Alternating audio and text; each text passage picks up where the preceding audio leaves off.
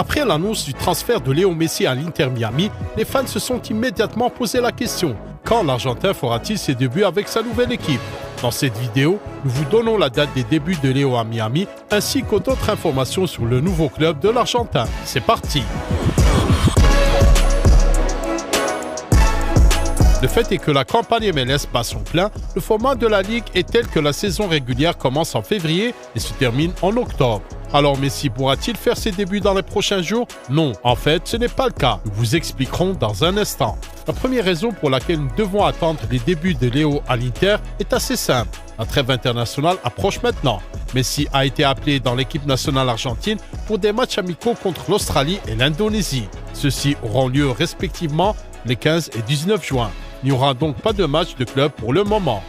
Le premier match de l'Inter après la trêve internationale aura lieu le 24 juin à l'extérieur contre l'Union de Philadelphie en MLS. Au fait, les gars, à partir de maintenant, chaque fois que nous indiquerons la date d'un match particulier, ce sera l'heure locale. En Europe, ce sera souvent le lendemain en raison du décalage horaire. Autrement dit, si le match de l'Union de Philadelphie contre l'Inter Miami commence le 24 juin aux États-Unis, ce sera déjà le 25 juin en Europe. Gardez ça en tête.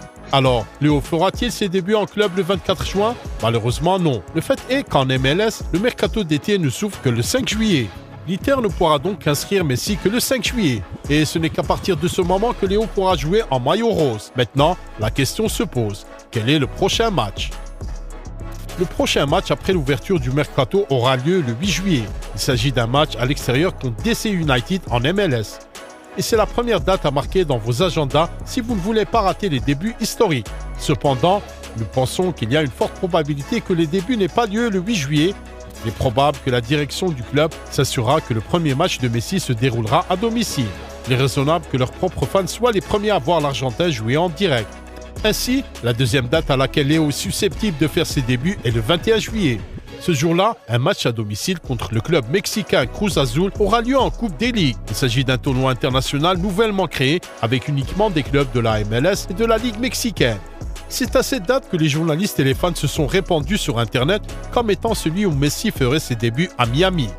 Il n'est pas surprenant que le prix des billets pour ce match ait grimpé en flèche de $29 à $329 par pièce après l'annonce du transfert. Pas mal. Mais nous tenons à vous avertir. Nous soupçonnons que même le 21 juillet, Léo ne fera pas ses débuts à l'Inter. Il y a une troisième date sacrée.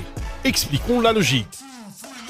Le fait est qu'après Léo ait joué pour l'équipe nationale, il y aura derrière lui une saison incroyablement difficile et intense, qui en plus a été interrompue par la Coupe du Monde.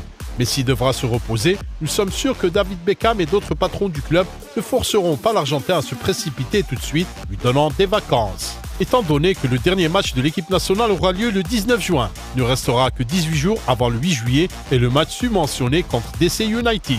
Il est impossible de se faufiler en vacances. Par conséquent, le 8 juillet, comme date de ses débuts, est décalé avec une probabilité de 99%. Quant au 21 juillet, les chances sont plus élevées. Il y a 31 jours entre le dernier match de l'équipe nationale et le choc de Cruz Azul. Si nous supposons que le club accordera à Léo 3 semaines de vacances, il aura alors 10 jours de plus pour se préparer au match. Mais Messi doit non seulement se reposer, mais aussi organiser le déménagement de la famille dans un nouveau pays, régler la vie des enfants, gagner en forme et s'habituer à de nouveaux partenaires. Cela suffira-t-il? Nous en doutons. De plus, la Coupe de la Ligue n'est pas une compétition prioritaire. L'Inter doit jouer contre Cruz Azul et Atlanta United dans ce tournoi les 21 et 25 juillet. Ensuite, les clubs font une pause de près d'un mois. Cela vaut-il donc la peine d'impliquer Léo dans 2 tournois mineurs, après quoi tout le monde repartira en vacances? Nous avons l'impression qu'il n'y a aucune logique à le faire. Il serait raisonnable de donner à Messi des vacances plus longues et la possibilité de s'installer dans un nouveau pays sans se précipiter. Après cela, il peut passer par des préparations normales et faire ses débuts, étant complètement frais, plein d'énergie et prêt à divertir les fans. Nous prévoyons donc que Léo fera ses débuts à l'Inter Miami après cette pause. Le premier match sera un match à domicile contre Charlotte le 20 août. Cette date, à notre avis, sera probablement la date des débuts de Messi pour son nouveau club. Un match à domicile, un Messi rafraîchi, un nouveau défi, n'est-ce pas parfait? Bien que dans ce cas, nous devrons attendre un peu. Examinons à nouveau les 3 dates des débuts possibles, le 8 juillet, le 21 juillet et le 20 août. La première date est la moins probable et la dernière est la plus probable. Notez-le dans vos agendas. Dès Découvrons maintenant ce pourquoi Léo se battra et quel trophée il pourra ajouter à sa collection. Le premier est la Ligue nationale. Pour ceux qui ne suivent que le foot européen, expliquons le format car il est sensiblement différent de ce que vous avez l'habitude de voir. Les équipes de la MLS sont divisées en deux conférences, l'Est et l'Ouest. La répartition est basée sur un principe géographique afin que les équipes puissent réduire la durée des vols vers leurs matchs à l'extérieur.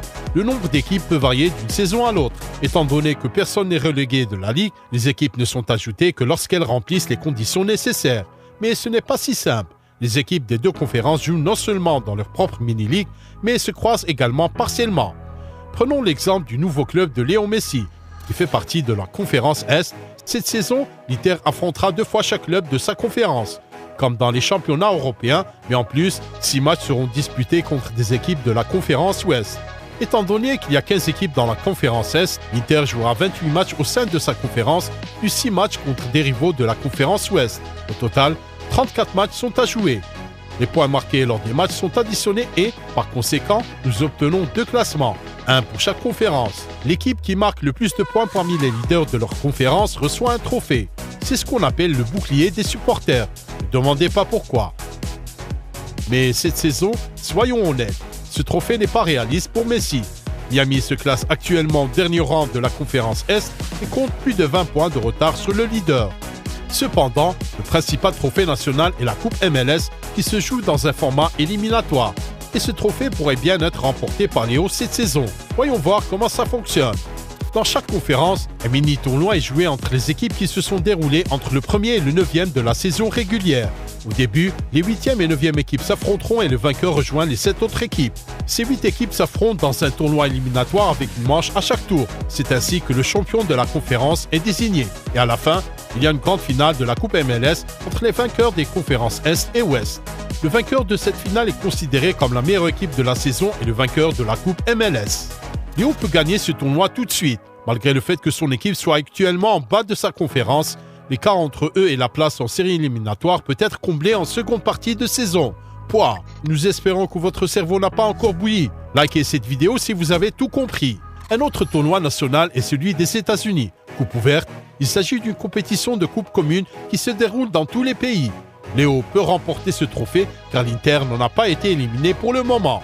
L'Amérique du Nord a également sa propre Ligue des Champions, appelée la Coupe des Champions de la CONCACAF. Malheureusement, Miami ne s'est pas qualifié pour cette compétition la saison dernière. Il y a 4 équipes de MLS, les vainqueurs des conférences Est et Ouest, le vainqueur de la Coupe MLS et le vainqueur des États-Unis Coupe ouverte. La qualification pour ce tournoi sera donc un défi pour Messi & Co cette saison. Il y a aussi la Coupe des Ligues. Il s'agit d'un tournoi international auquel participent tous les clubs de la MLS et de la Ligue mexicaine. Nous l'avons déjà mentionné, il se compose d'une phase de groupe et de séries éliminatoires. Et même si ce tournoi est considéré comme moins important, ce sera formidable de le gagner. Amis, écrivez dans les commentaires dans quel match vous pensez que Léo Messi fera ses débuts à Miami, ainsi que le nombre de trophées qu'il peut remporter lors de sa première saison. Bien sûr, n'oubliez pas de regarder les autres vidéos de notre chaîne que vous voyez maintenant sur vos écrans. Au revoir.